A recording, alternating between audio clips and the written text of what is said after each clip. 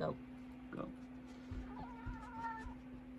Oh, it's okay. It's okay. Hello. It's Paul Beckwith and my two favorite animals, and he's not so sure about it, but Shackleton's not so sure about it, but I've got a little bit of food here, so just trying. Come on. Hey, hey. No, it's not working. Okay. Okay, you go ahead. You get down, kitty. I'll give you some food. You too, mister. What I want to do in this, okay, I'm going to give you guys some food. I've got some cat food for both of them here, just to bribe them. But Shackleton wasn't too interested. Come on, over.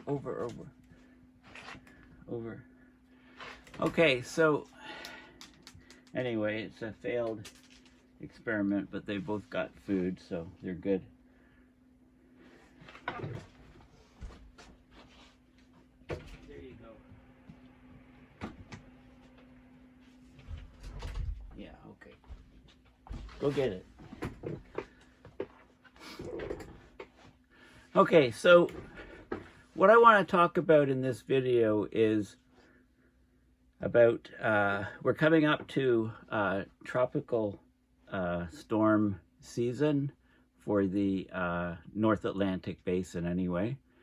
And a recent study came out looking at the statistics of tropical cyclone risk, both now and in the future, and found out that in most basins there's going to be at least a doubling of the largest category 3 and above, tropical storm / hurricane / cyclone. So I'm just going to give you a quick review of where these storms occur and their magnitudes, and I'll talk about this peer-reviewed study. Okay, so this is the paper, and this is open source, so you can easily access it. It's called the Globally Consistent Local Scale Assessment of Future Tropical Cyclone Risk. Okay, so up until now, there's been some scientific uncertainty on what will happen under climate change in terms of tropical cyclone frequency and intensity in different basins, so at local scales. Now, it's obvious that with higher sea surface temperatures, the storms build much faster in the ocean, but the question is, would wind shear be more prevalent, for example, knocking the tops off storms? Would the lower category 1, category 2, would there be an increase of those? Or would there just be an increase of the high-end ones? So this study used a statistical model to generate 10,000 years of synthetic tropical cyclones under the past conditions, 1980 to 2017, and under future climate conditions, and they looked basically from 2015 to 2050. So four high-resolution climate models to look at the statistics. They got high resolution down to 10-kilometer wind speed return period maps up to 1,000 years to assess the local scale changes in wind speed probabilities. So they found that the probability of intense tropical cyclones more than doubles in all regions except for the Bay of Bengal and the Gulf of Mexico. Okay, so this is a very interesting paper because tropical cyclones are responsible for the highest insured losses of any natural hazard, losses exceeding $480 billion in the U.S. alone over the last decade. So that's almost $50 billion per year of insured losses over the last decade. So it's very important to know how these things change under climate change. Okay, so just to, go to Google Images, Google tropical storm maps, and get an idea as to the maps of where these things presently occur. So here's a world map. Here's the equator here. So they occur both in the northern hemisphere, southern hemisphere. They're called hurricanes in these basins here. And this is the general path of movement of these guys. They're called cyclones in this region, you know, part of the Indian Ocean, and they're called typhoons over here in these regions here. Okay, so this is the tracks of these tropical storms between 1851 and 2007. And you can see the basins here, you know, where they originate here and curve up here, and where they are here in the other basins. Now you'll notice that they don't occur right at the equator, within about 10 degrees of the equator. And the reason for that is that the Coriolis force goes to 0 at the equator, and you need that in order to generate these storms. This Wikipedia article called Tropical Cyclogenesis explains very, very nicely how these things generate. You need sufficiently warm sea surface temperatures, at least 26.5 Celsius or 79.7 degrees Fahrenheit. You need atmospheric instability. You need high humidity in the lower to middle levels of the troposphere, which is the lower atmosphere. You need enough Coriolis force to develop a low pressure center, so they're not right at the equator. And you need some disturbance or wind shear, you know, we're in the regions where they generate.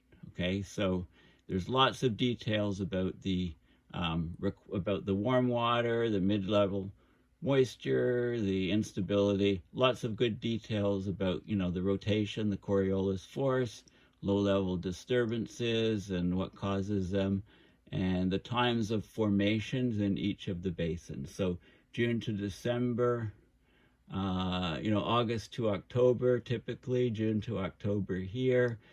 Okay, so we're coming into, you know, we're in early May now, so we haven't seen any up in this basin yet, but here's the time periods when they occur in the different basins.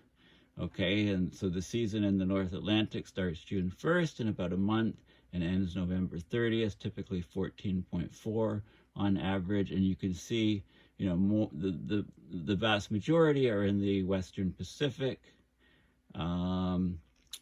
Okay, so, and it goes and explains, you know, intensification, the influence of ENSO on these storms, okay, on the sea surface anomaly and other impacts, other factors.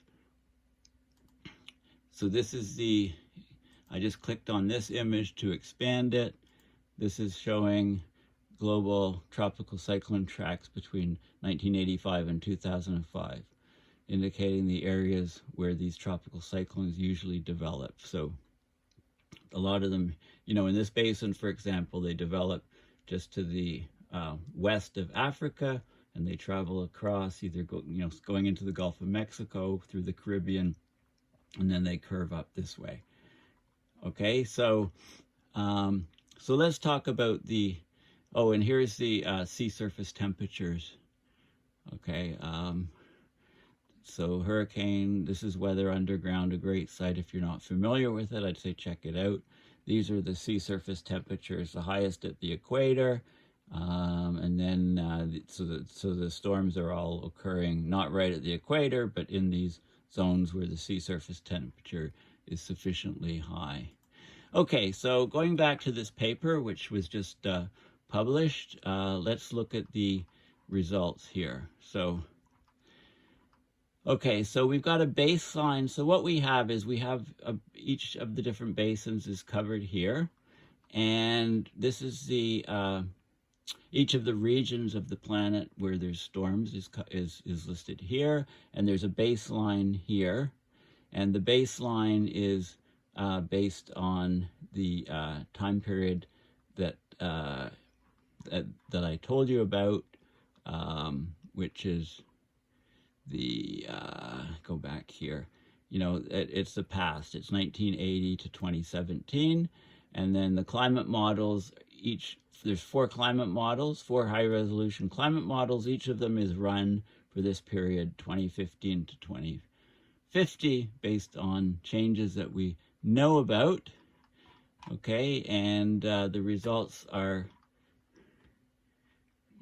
for some reason my mouse is, what's going on here? Let's go down, let's bring up the image again. Okay, so this is the baseline, and these are the 4 models for the so-called future. And you can see this is category 1, category 2, 3, 4. Actually, this is tropical storm is orange, and then up through the categories is the different colors. So this is the tropical storms and the number, and the total numbers here. And what you can see is these models here all project. So this is category 5 is the dark blue, category 4, category 3. So what you see is that the width of these, the number of category 5s is all 4 models show more category 5s in the future period than in the past period. And that's globally. This is in the Eastern Pacific, North Atlantic, all of the North Atlantic. The North Atlantic, just the Gulf of Mexico. So it's not showing more of the high category storms in the Gulf of Mexico. This is in the North Indian Ocean. There's more of them, thicker blue here than here. In the Bay of Bengal, there's actually a decrease. All of the models show a decrease in category 5s. And then you have the South Indian Ocean, the South Pacific, and the Western Pacific. So the stats are there for all of the different regions. So okay, and then here's the 100-year return period modeled. And what you can see is this is the difference. This is the difference in the maximum wind speeds between these 2 periods. So 1980 to 2017 is the baseline period. 2015 to 2050 is the period that's modeled in the 4 climate models. And the return periods are red, so there's more. So the wind speeds are higher in the basins, and it shows you where. So there's less actually here, and there's more in this region.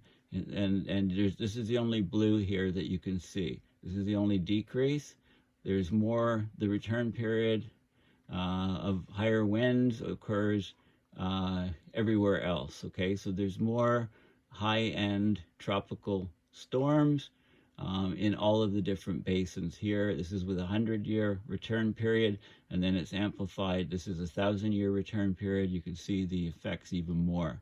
Fewer here, but everywhere else, in all the other hurricane basins, cyclone basins, typhoon basins, there's more more storms, moving into the future. This is showing some more basin-specific area with major cities locations included in those basins. And what you can see here is the locations of the cities and the different basins. And you can see maps, plots here. And what we've got we've got the return period. So this is 10 years, 100 years, 1,000 years, 10,000-year return periods. So this is the different categories here. Now the line is the present. So it's a 1980 to 2017 distribution of storms with return periods, and the future from the climate models 2015 to 2050 is showing these these bands here. Okay, so what this means is this band is higher than here, so that means that the storms are more powerful, moving forward, and there's more of them. Okay, there's more of them for a given return period. We're at a higher, higher level of storm, higher categories, and more of them.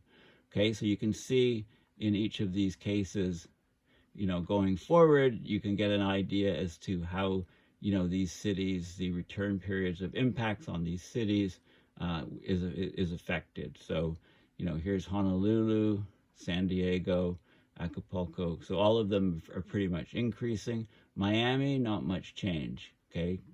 Miami. So not much change in the Gulf of Mexico basin. In the Caribbean, a little bit more change. And so you can see all of the different, the return periods.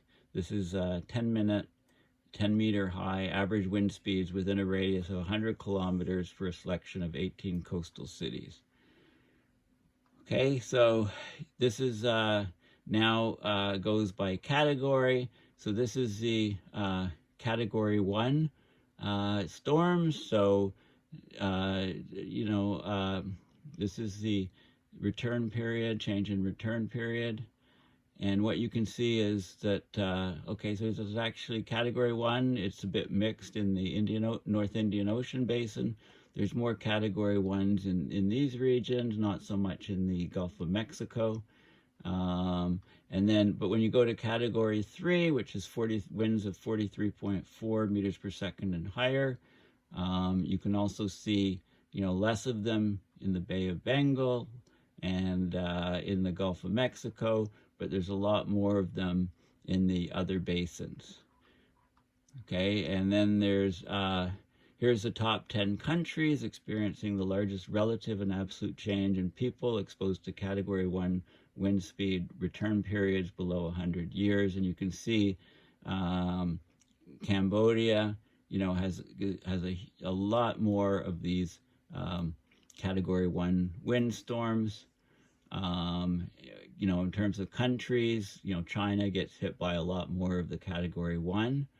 Okay, so there's different, you can see, Laos here, 15, huge increase, Mozambique, so these are the countries that have the largest relative change, and these are the countries that have the largest absolute change, so actually fewer in India and Somalia. And here's the top 10 countries experiencing the largest relative and absolute changes in people exposed to category 3 wind speed return periods below 500 years. So Australia can expect a lot more large tropical storms. Yemen next. These are relative changes. Yemen next. Papua New Guinea, South Korea, New Caledonia, Japan having quite a few more, China, Solomon Islands, Venezuela, Tonga, having large relative changes in the percentage of category 3 windstorms. And if you look at the absolute numbers, China, Japan, South Korea have an awful lot more, and Bangladesh should actually have a reduction of the largest category 3 storms from this data. Okay, so here's another here's another image here of this is in what's to be expected in the North Indian Ocean, Western Pacific. So again, the baseline is the solid line, and the future models from the 4 different climate models is the shaded line, and you can see an increase in North India, the increase in Western Pacific, Eastern Pacific, North Atlantic, South Indian Ocean, and South Pacific. Okay, and there's just some information on the different models that were used and the statistics. And there's lots of analysis, and you're welcome to look into the details of this analysis. But so in summary, the probability of intense tropical cyclones on average more than doubles in all regions of the world, moving forward. In this time period, 2015 to 2050, compared to 1980 to 2017. The only regions that are exceptions are the Bay of Bengal and the Gulf of Mexico. Okay, and you can clearly see that down in this image here. The Bay of Bengal and the Gulf of Mexico, fewer, category 3s and higher. Okay, all right, well, thank you for listening, and please remember to check out my blog, paulbeckwith.net. Consider donating to PayPal to support my research and videos, and you can go directly to my YouTube channel, and and remember that you can search for different categories. I have videos on just about every topic dealing with climate change by this point. So thanks again for listening, and yeah, we'll chat soon. Bye for now.